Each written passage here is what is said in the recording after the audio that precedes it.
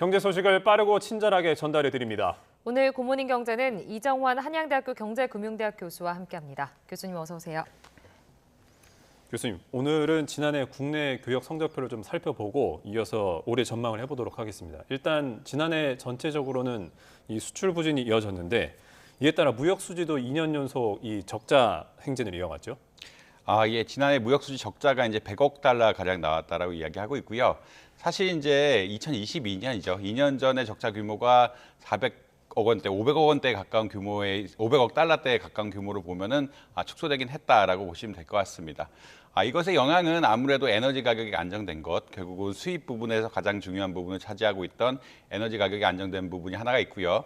수출 차원에서는 물론 줄기는 줄었지만 그럼에도 불구하고 자동차라든지 이제 자동차가 굉장히 선방을 했고 그다음에 이제 반도체 분야 같은 것들이 하반기부터 이제 좀 선방을 하기 시작하면서 다시 많이 저점을 찍고 올라가기 시작하면서 이런 무역 적자 폭을 굉장히 많이 줄였다라고 보시면 될 것 같습니다. 사실 작년의 흐름으로만 보면은 1월부터 5월까지는 에너지 가격 등의 문제에 따라서 그리고 이제 반도체 수출의 급감에 따라서 적자 기조가 이어졌고요. 근데 6월부터는 이제 흑자 기조로 반등을 하면서 12월에는 무역 흑자가 44억 달러까지 이르게 될 정도로 어느 정도 수출 부분에 반등이 있었고 수입과 수출이 균형이 맞아지면서 무역 흑자로 갈 수 있는 어떤 기조가 조금씩 계속 반영되고 있는 이런 상황이 되었다라고 보시면 될 것 같습니다. 네, 교수님 조금 전에 잠깐 이제 말씀을 해주시긴 했는데 어쨌든 고무적인 부분은 하반기 들어서 좀 수출이 회복세를 보였다라는 점, 그리고 지난해 수출 성적표를 좀 보자면 상저하고 흐름을 보였다라는 점으로 좀 요약해 볼 수 있을 것 같은데 결국에 어떤 업종이 반등을 했다고 봐야 될까요? 반도체라고 아까 말씀을 잠깐 해주셨는데. 네. 사실 이제 반도체가 네. 처음 뭐 한 5달, 6달, 7달 이 정도까지는 두 자릿수 이상 하락을 했다라고 보시면 될 것 같습니다. 그 수출 감소가 그 전년에 비해서 뭐 10%대, 20%까지 이르면서 굉장히 수출이 많이 줄었거든요. 아무래도 이제 중국 경기가 뭐 살아난다라고는 했지만 투자 부분에서는 살아나지 않았고요. 그다음에 중국에 대한 어떤 반도체 수출에 대한 우려, 그다음에 전 세계적으로 이제 미국 경기라든지 이런 것들이 그렇게 썩 좋지는 않으면서 유럽 경기를 중심으로 특히 썩 좋지 않으면서 반도체가 굉장히 많이 수출이 줄었다라는 것을 처음 상반기라고 말씀드릴 수 있겠습니다. 상반기에서는 결국 반도체 수출이 뭐 10%대, 두 자릿수대 결국 하락을 하는 이런 양상을 보였는데 이제 12월에는 반도체 수출이 오히려 성장하는 그런 양상을 보였거든요. 물론 이제 재작년이죠. 2022년부터 하락한 것에 대한 기저효과가 분명히 있긴 하지만 수출이 반등했다는 뉴스 자체는 굉장히 긍정적인 시그널이다. 결국은 저점을 지나간 것이 아니냐라는 그런 메시지를 담을 수 있고 이것이 앞으로도 지속적으로 나아갈 수 있지 않을까라는 그 기대감이 좀 형성이 돼 있다라고 보시면 될 것 같습니다. 결국은 우리나라 수출에서 가장 중요한 부분 반도체라고 말씀드릴 수 있겠고요. 이 반도체 부분의 수출이 반등하고 있는 것이 결국은 하반기에 무역 수지를 방어하는 데, 무역 적자를 방어하는 데 있어서 큰 역할을 했다라고 아마 이해하시면 될 것 같습니다. 일단 말씀해 주신 것처럼 이 반도체에 거는 기대가 좀 큰 모습인데 이렇게 반도체가 좀 반등을 할 것이다, 성장할 것이다라고 이제 전망을 하는 이 배경이 어떤 게 있을까요, 교수님? 결국은 AI 산업의 발전이라고 보시면 될 것 같고요. AI 산업의 발전이 단순히 이제 흔히 말하는 소프트웨어의 발전만을 의미하는 것이 아니라 하드웨어의 발전을 역시 의미하거든요. 그리고 하드웨어 발전이라는 건 어떤 거냐면 흔히 말하는 연산할 수 있는 연산하는 반도체, 시스템 반도체라고 하는 부분하고 결국은 그 AI 시스템이란 것은 빅데이터를 사용해야 되고 빅데이터를 사용해야 된다는 것은 흔히 말하는 클라우드 시스템을 만들어야 된다는 이야기입니다. 클라우드 시스템 만들려고 그러면 데이터 센터 같은 대용량의 어떤 메모리를 필요하는 그런 하드웨어들이 많이 설치를 해야 되거든요. 그렇다는 이야기는 우리나라가 주력을 삼고 있는 어떻게 보자면 이런 메모리 반도체 부분의 수출이 늘어날 수밖에 없다. 특히나 이런 데이터 센터에 사용하는 반도체 같은 경우에는 굉장히 어떻게 보면 고용량의 흔히 말하는 최신 기술을 사용하는 반도체여야 됩니다. 아무래도 발열 같은 것들이 많고 발열이 많다는 것은 줄이면 줄일수록 이 사용량이 늘릴 수 있다. 굉장히 효율적으로 사용할 수 있다는 거기 때문에 사이즈를 줄이거나 같은 사이즈라도 메모리 크기를 늘릴 수 있는 굉장히 혁신 기술들이 많이 담은 반도체를 쓸 수밖에 없거든요. 그런 분야에서 사실 하이닉스라든지 삼성전자 굉장히 메모리 반도체 분야에 강점이 있고요. 흔히 말해서 뭐 고대역 반도체 요새 이런 이야기를 하는데 고대역 반도체가 다른 것은 아니고 이제 반도체를 여러 개를 묶어가지고 메모리 집중 용량을 굉장히 높이고 그다음에 발열 같은 것을 줄인 반도체다라고 이야기하실 수 있겠습니다. 결국은 뭐 시스템 반도체를 중심으로 엔비디아 같은 뭐 보통 주식이 많이 나오는데 예. 결국 연산하는 것들이 중요하긴 하지만 AI 혁명이라는 것이 연산만을 가지고 이루어지는 것은 아니고 이 연산을 뒷받침해 줄 수 있는 하드웨어가 있어야 되고요.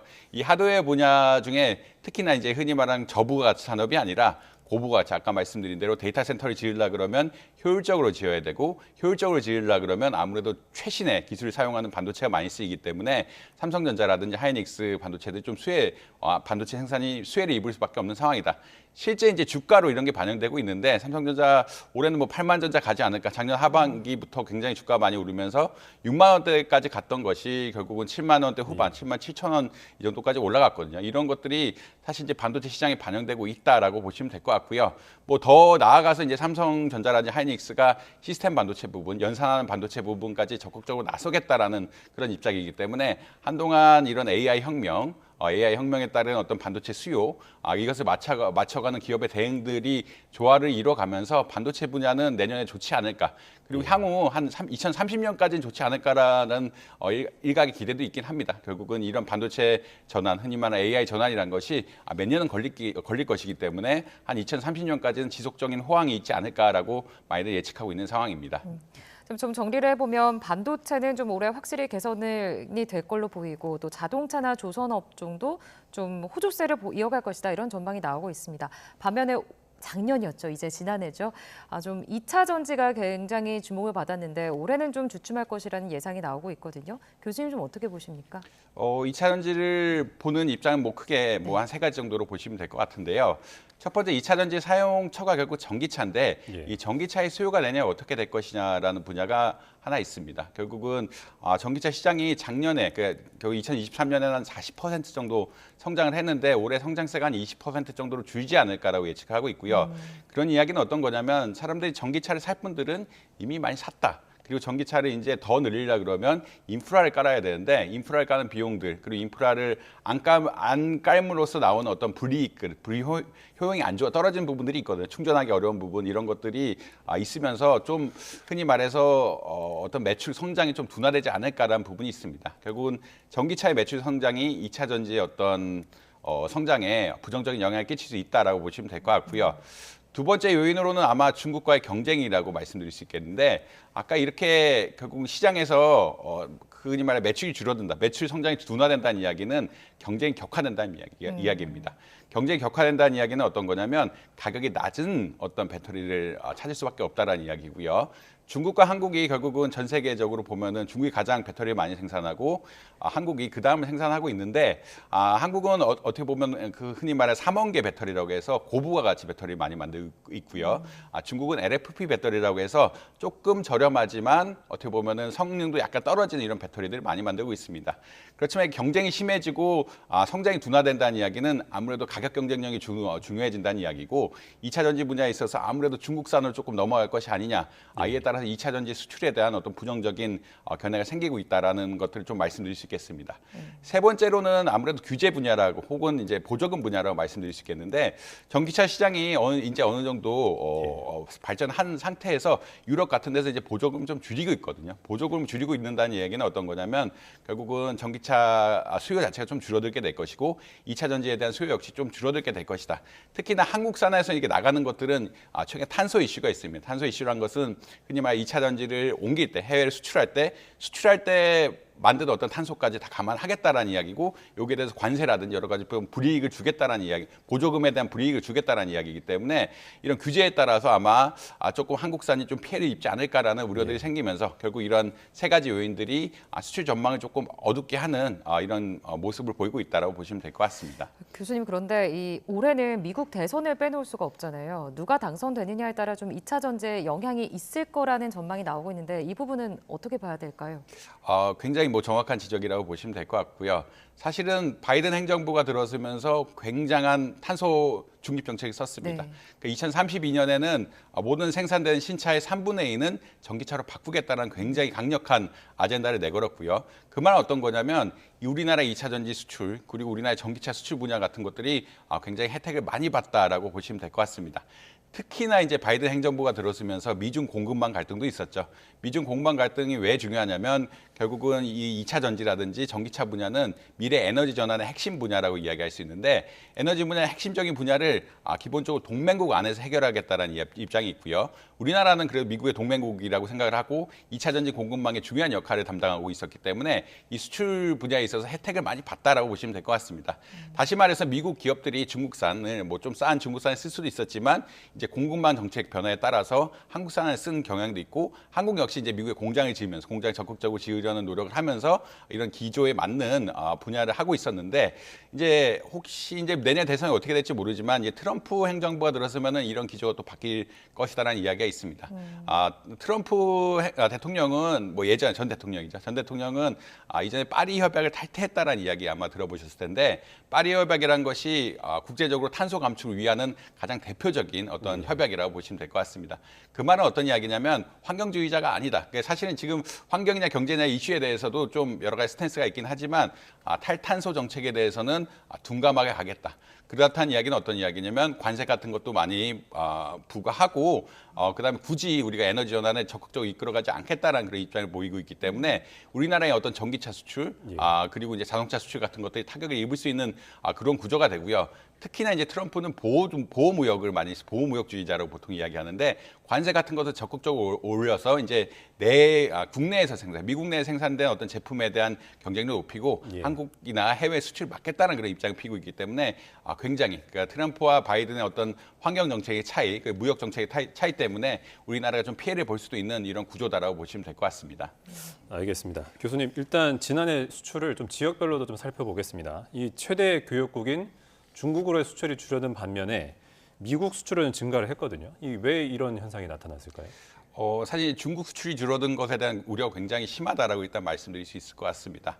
사실 이전 데이터를 봐도 반도체 부분을 제외하면 사실 2010년대 초반은 전혀 다른 이야기이긴 하지만 2010년대 후반부터 나온 이야기는 반도체 부분을 제외하면은 우리나라가 중국에 대해서 무역 수지 적자를 보고 있는 것이 아니냐라는 이야기들이 계속 나왔습니다. 네. 반도체 분야의 어마어마한 흑자가 결국 무역 수지 중국과의 교역에 있어서 무역 수지 흑자를 바탕으로 하고 있었는데 이것을 빼보니까 결국은 우리나라가 흔히 이제 중국의 중간재 수출을 굉장히 많이 한다라고 이야기했는데 이런 분야가 줄어든 것이 아니냐라는 이야기가 계속 나오고 있었는데 실제 이게 작년에 결과가 나왔죠. 작년에 결과가 나왔다는 이야기는 어떤 이야기냐면 31년 만에 그러니까 사실 한국과 중국의 수교 이후 처음으로 거의 처음 그러니까 첫 해를 빼고 이제 처음인데 역사상 처음으로 유의미한 수치의 무역 적자가 나왔거든요. 그런 이야기는 어떤 이야기냐면 우리나라가 기존의 중간재를 중국에 수출해서 흔히 말 무역 흑자를 보는 구조가 굉장히 깨졌다라고 보시면 될 것 같습니다.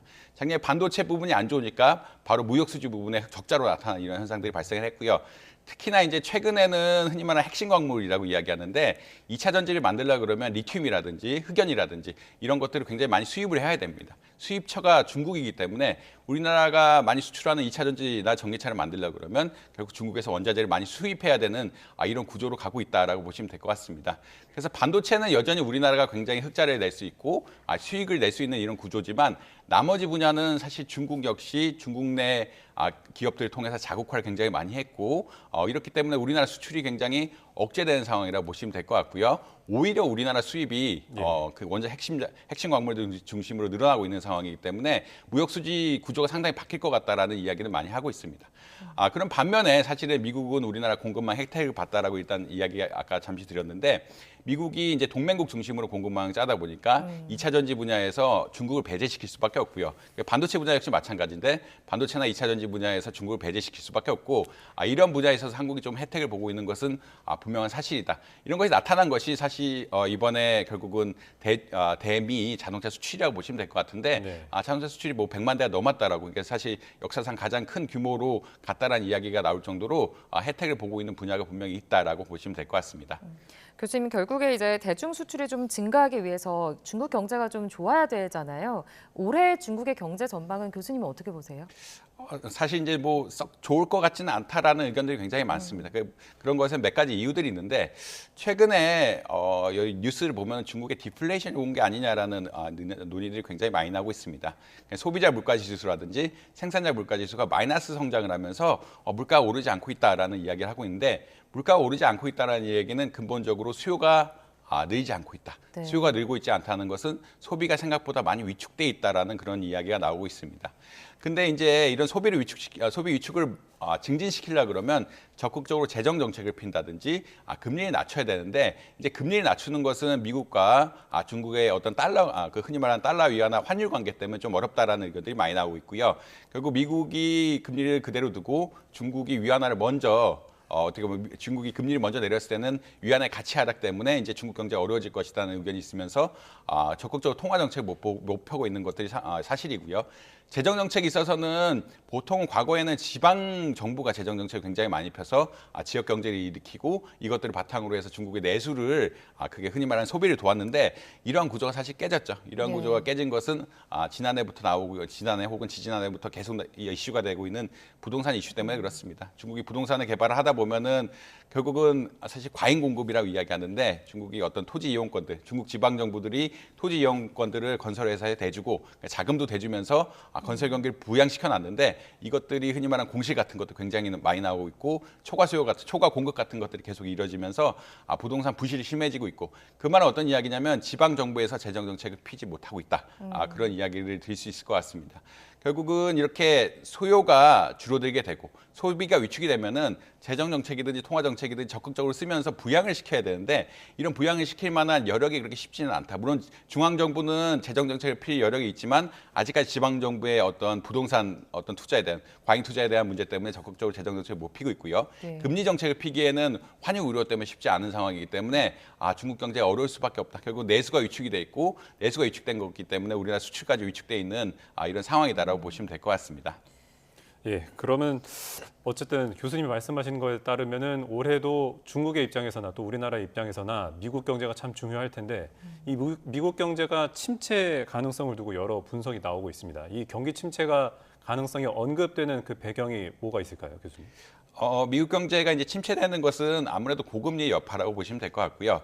모든 이제 통화 정책이라든지 분석을 할 때는 이런 효과들이 한 8분기, 결국 2년 정도는 지나가야 본격적으로 1년에서 2년 사이는 본격적으로 지나가야 나타난다고 보고 있습니다. 예. 그러니까 금리가 미국이 가파르게 올랐는데 이것에 대한 부정적인 효과, 결국 금리가 오르면서 수요가 위축이 되고 그다음 고용 같은 게 위축이 된 효과들이 점진적으로 나타난다고 생각을 하고 있고 이런 것이 점진적으로 나타난 시점이 올해가 될 것이 아니냐라는 의견들이 나오고 있는 것이 사실입니다.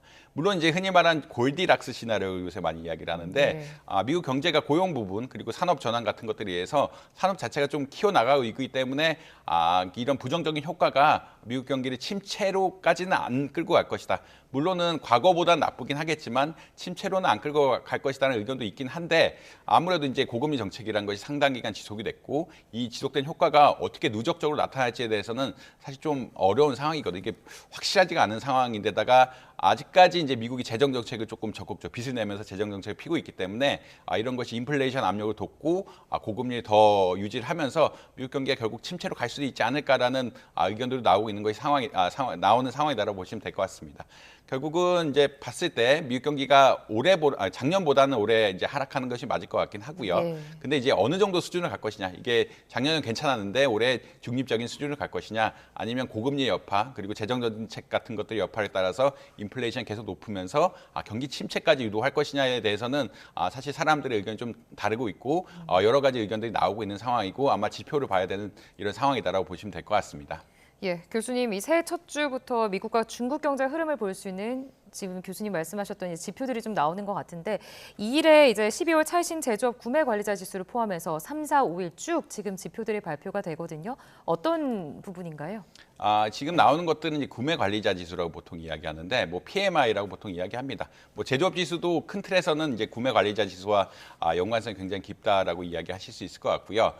구매 관리자 지수가 어떤 건지 조금 개념을 아시면 왜 이렇게 중요한지 좀 이해를 하실 수가 있을 것 같은데 구매 관리자 지수는 보통 경기 선행 지표라고 이야기합니다. 예. 구매 관리자 지수가 떨어지기 시작하면은 경기가 하강하는 본격적인 궤도에 든다라고 많이 이야기를 하고 있습니다.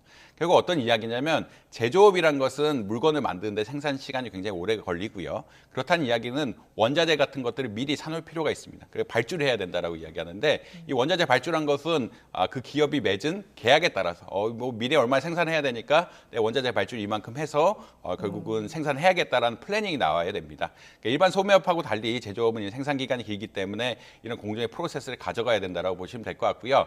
결국은 구매자 관리 지수란 것은 일종의 자재를 내가 얼마나 많이 살 것이냐라는 그런 개념이라고 보시면 될 것 같은데 자재를 많이 사는 이유는 미리 계약이 돼 있거나 혹은 경기가 전망이 좋기 때문에 자재를 빨리빨리 사서 미리 재고로 만들어 놓고 생산을 빨리 할 수 있는 이런 구조로 가겠다라는 그런 입장으로 보시면 될 것 같고요. 반대로 이제 이런 구매 관리자 지수 같은 게 나쁘게 나온다는 이야기는 미래의 생산이라는 수요가 줄어들기 때문에 나는 이미 이것을 반영해서 어떤 자재 같은 것을 좀 줄여놓겠다는 그런 입장이기 때문에 경기 선행 지표라고 아마 보시면 될 것 같습니다. 특히나 제조업 분야에서 이런 경기 선행 지표도 굉장히 유력하고요. 서비스업도 마찬가지지만 이러한 지표들이 경기를 선행한 올해의 경기를 알 수 있는 지표이기 때문에 이러한 1월 이런 뭐 제조업 서비스업 경기 지표들에 대해서 굉장히 관심이 많다라고 보시면 될 것 같습니다. 네, 알겠습니다. 오늘 굿모닝 경제는 여기까지 듣겠습니다. 지금까지 이정환 한양대학교 경제금융대학 교수 모시고 최근 수출 상황과 올해 경제 전망 짚어봤습니다. 교수님 감사합니다. 고맙습니다.